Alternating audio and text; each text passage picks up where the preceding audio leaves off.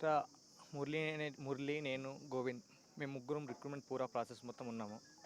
ఈ selection process అనేది October 21 2022 Nellore police parade గ్రౌండ్లో జరగడం జరిగింది. అక్కడ ఈ అబ్బాయి మేము అంతా కొద్దిగా నార్మల్ పాస్ అయినా మురళి ట్రాక్ ఫస్ట్ 400 మెంబర్స్లో ట్రాక్ ఫస్ట్ కొట్టడం జరిగింది. చాలా కష్టపడ్డారు ఆ రేస్ కోసం. మిడ్ నైట్ ఆర్మీ రేస్ అంత ఈజీగా ఉండదు అందరూ అనుకున్నట్టు. Mid night 2 o'clock 3 o'clock start అవుతుంది రన్నింగ్ రేస్. ఆ రేస్లో చాలా కష్టపడి రన్నింగ్ క్లియర్ చేయడం జరిగింది. తర్వాత అక్కడ కంప్లీట్ అయిపోయింది. సెలక్షన్ ప్రాసెస్ కంప్లీట్ అయిపోయిన తర్వాత మెడికల్ జరిగింది. మెడికల్ కంప్లీట్ అయిపోయింది. రీమెడికల్ పడింది మురళికి. తర్వాత సికింద్రాబాద్లో వెళ్ళి రీమెడికల్ కూడా కంప్లీట్ చేసుకొని హ్యాపీగా సక్సెస్ఫుల్గా తర్వాత మేము ఆఫ్టర్ రీమెడికల్ అయిపోయిన తర్వాత డాక్యుమెంట్ వెరిఫికేషన్ జరిగింది. ఆ డాక్యుమెంట్ వెరిఫికేషన్ ప్రాసెస్లో నా పేరు K Shyam Sundar Naik same date maybe 1 or 2 days డిఫరెన్స్లో నేను డాక్యుమెంట్లో డిఈఓ సైన్ లేదని రిజెక్ట్ చేయడం జరిగింది. అలా చేయడం వల్ల నేను ఫుల్ డిప్రెషన్లో వెళ్ళిపోయాను. యాక్చువల్లీ నేను సూసైడ్ అటెంప్ట్ చేశాను.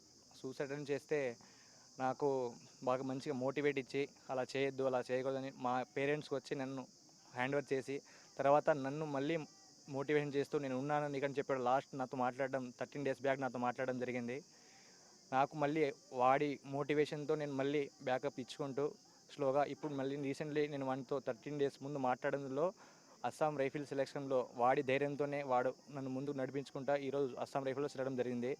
మురళి నార్మల్గా సెలెక్ట్ కాలేదు. ట్రాక్ ఎక్కడ వెళ్ళినా ఒక మంచి అథ్లెట్. పంజాబ్లో కూడా మంచి మెడల్ సాధించాడు. తర్వాత మురళికి ఆషామాష ఈ యూనిఫామ్ కాదు ఇది. ఒక్కరోజు యూనిఫామ్ వేసుకొని చనిపోదామనే మైండ్ సెట్తోనే ప్రతి క్షణం ఉండేది. మేమంతా ఎగ్జామ్స్ చదువుకునేటప్పుడు కూడా నాతో పాటు గోవింద్ మేమంతా ఉన్నాం సాయి డిఫెన్స్ అకాడమీ గుంటూరులో.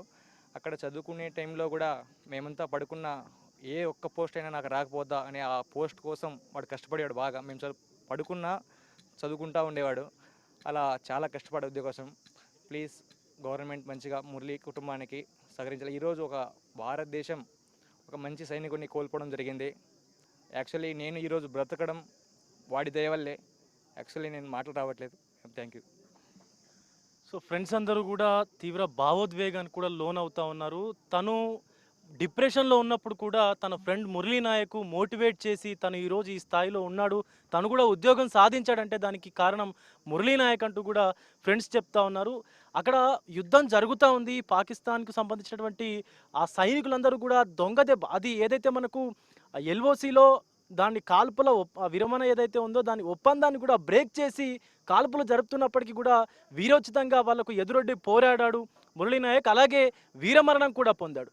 తాను చనిపోతాను అని తెలిసిన తర్వాత కూడా యుద్ధంలోకి దిగినటువంటి ఆ వీరుడుగా చెప్పుకుంటున్నారు ఇక్కడ అందరూ కూడా.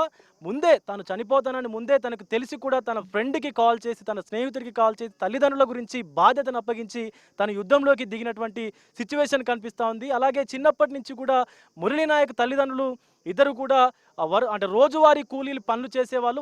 వాళ్ళిద్దరు కూడా బొంబాయికి వెళ్ళి వాళ్ళ రోజువారీ ఆ యొక్క కూలీ పనులు చేసేవారు.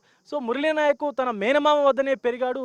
పూర్తిగా కూడా అమ్మమ్మ ఇంటి దగ్గరనే పెరిగి చదువుకున్నటువంటి పరిస్థితి కూడా ఉంది. సో పూర్తి బాధలో ఉన్నారు మురళీ నాయక్ మామ, అలాగే బంధువులందరూ కూడా మాట్లాడినటువంటి పరిస్థితి ఉంది. కానీ మురళీ నాయక్ ఈరోజు మనందరి కోసం, తెలుగు రాష్ట్రాల కోసం, భారతదేశం కోసం తన ప్రాణాలని త్యాగం చేసి పనంగా పెట్టి మరి పోరాడాడు. కాబట్టి ఒకసారి వాళ్ళ మామతో కూడా మాట్లాడేటువంటి ప్రయత్నం అయితే చేద్దాం. సో ఎలా ఉండేవాడు మురళి చిన్నప్పటి నుంచి? సార్, వాళ్ళ అమ్మ నాన్న మా దగ్గర 5 yearsలో ఉన్నప్పుడు హ్యాండ్ ఓవర్ చేసి వెళ్ళిపోయాడు. తనకి ఏ చిన్న అవసరం కావాలన్నా మేము చూసుకున్నాం. ఆ టైంలో వాళ్ళకి జరగదు సార్. వాళ్ళ పరిస్థితి చాలా దారుణంగా ఉండేది. సో వాళ్ళ అమ్మ నాన్న మా దగ్గర వదిలిపోయినప్పటి నుంచి తనని గవర్నమెంట్ స్కూల్లో, ప్రైవేట్ స్కూల్లో చదివించాము. 1st తరగతి నుంచి 10వ తరగతి వరకు తనని మేము బాగా చదివించాము. 10th నుంచి ఆ తర్వాత ఇంటర్మీడియట్ కూడా మా హ్యాండ్ ఓవర్లోనే ఉన్నాడు ఆ అబ్బాయి. బాగా కష్టపడి గవర్నమెంట్ స్కూల్లో చదివించాము. ఏదైనా చిన్న ఫీజులు కానీ ఏమన్నా కట్టాలనుకున్నా వాళ్ళ డాడీ అంతో ఇంతో పంపించేవాళ్ళు. భోజనం కానీ, వసతి, బట్టలు కానీ ఏదైనా కానీ మేము పంపిణీ చేసేవాళ్ళము ఆ అబ్బాయికి. వాళ్ళ అమ్మ నాన్నకి జరగక వాళ్ళు వలసలు వెళ్ళిపోయారు. పొట్ట కోసము ముంబైలో వెళ్ళిపోయారు. కూలినాలి కోసం మా దగ్గర వదిలేసి వెళ్ళిపోయారు. తను అట్లా చదువుతూ డిగ్రీ కూడా కంప్లీటెడ్. తనకి ఏ చిన్న అవసరం ఉన్నా మామయ్య నాకు ఇది లేదు, నాకు ఈరోజు ఇది లేదు మామయ్య, నేను షూ వేసుకోవాలా. మా ఫ్రెండ్స్ వాళ్ళు రన్నింగ్ కొడుతున్నారు షూ వేసుకొని, నేను ఉత్త కాలుతో కొడుతున్నా అన్న వ్యక్తి సార్ తను. నేను తన కోసం ఏ రోజు ₹1 తక్కువ చేయలేదు సార్. ఎప్పుడు అడిగినా మమ్మ నాకు ఇది కావాలి, మమ్మ నాకు ఇది కావాలి, ఏ రోజు నేను తక్కువ చేయలేదు సార్ తనకి డబ్బు పరంగా కానీ.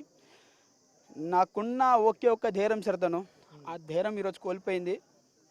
నిజంగా అంటే చెప్తున్నాను సార్, మురళీ నాయక్ వాళ్ళ అమ్మ నాన్న కానీ ఎంతమంది అన్న కూడా మన కొద్దిరా ఈ ఆర్మీ జాబ్ అంటే, మామయ్య నేను ఈరోజు ఇంత కష్టపడి నేను ఇన్ని ఈవెంట్స్లో కొట్టి నేను అంతా చేసి ఈరోజు నేను బ్యాక్ వెళ్ళిపోమంటే ఎట్లా వెళ్ళిపోతాను, ఒక రోజైనా కానీ యూనిఫామ్ వేసుకొనైనా చచ్చిపోతాను కానీ నేను మాత్రం ఆర్మీ జాబ్ను వదిలిపెట్టను, దేశంతోనే ఉంటాను, దేశంతోనే పోరాడతాను అని అనేవాడు.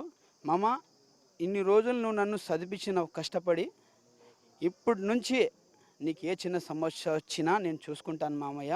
ఈరోజు నేను ఒక రేంజ్లో ఒక డిపార్ట్మెంట్లో ఉన్నాను, నువ్వు ఎక్కడ ఈ ఆంధ్రప్రదేశ్ స్టేట్లో ఎక్కడైనా వెళ్ళు, నా పేరు చెప్పు, నేను ఖచ్చితంగా నీకోసం వస్తాను, నువ్వు ఎక్కడ వెళ్ళినా నీకు నేను ఖచ్చితంగా సపోర్టింగ్గా ఉంటాను మామయ్య అనేవాడు.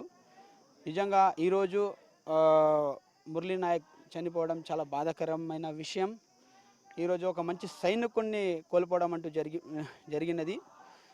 మురళీ నాయక్ నువ్వు ఎక్కడున్నా నిజంగా అంటే చెప్తున్నాను, ఈ మామయ్య నేను మర్చిపోలేకపోతున్నాడు. నీ మరణం అనేది జీర్ణం కావడం లేదు నాకు, నీ జ్ఞాపకాలతో బతికి ఉంటాను, అమ్మ నాన్నను బాగా చూసుకుంటాను మురళీ నాయక్, ఇది నేను ఇస్తున్నా నీకు మాట. ఎంత కష్టం వచ్చినా అమ్మ నాన్న మాత్రం వదిలిపెట్టను.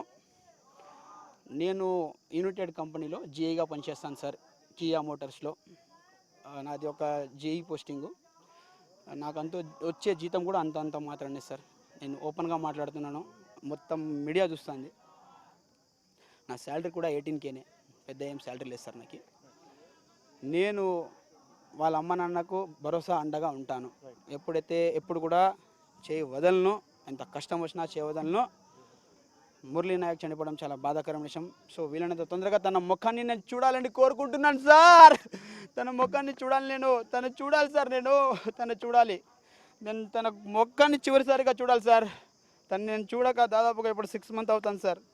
నేను చూడాలి, చివరిసారిగా తన ముఖం చూడాలి సార్. జై హింద్, జై భారత్. సో తన మామ కూడా సుమారుగా 6 నెలలు అవుతుంది మురళీ నాయకుని చూడక.